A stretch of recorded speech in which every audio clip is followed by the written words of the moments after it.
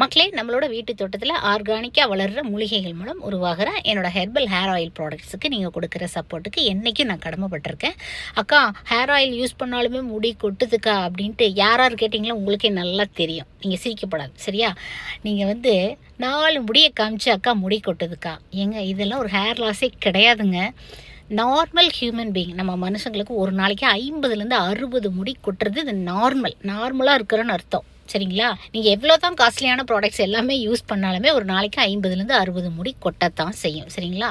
நிறைய பேர் என்கிட்ட மனசு விட்டு ஷேர் பண்ணுற விஷயங்கள் என்ன தெரியுமா? அக்கா, ஏன் இப்படி ஆயிட்டேன், ஏன் முடி இப்படி ஆயிடுச்சு அக்கா, பார்க்குறவங்களாம் கேட்குறாங்கக்கா, என்னால் வெளியில் போகவே முடியலக்கா, ரொம்ப கில்ட்டியாக ஃபீல் பண்ணுற இந்த மாதிரி கேள்விகள் அடுத்தவங்களை பார்த்து கேட்குறத நம்ம என்னைக்கு இங்கே நிறுத்த போகிறோம்? ஒவ்வொருத்தருக்குள்ளேயும் 1000 கஷ்டங்கள் இருக்குங்க. எல்லாத்துக்கிட்டையும் ஷேர் பண்ணவும் முடியாது. ஸோ இந்த மாதிரி கேட்குறத நம்ம கொஞ்சம் மாற்றிக்கணும். நமக்கு அப்படி ஒரு சூழ்நிலை வராதுங்கிறது என்ன நிச்சயம்? நான் கொஞ்சம் கரெக்டாக தான் பேசுகிறேன்னு நினைக்கிறேன். Stay healthy.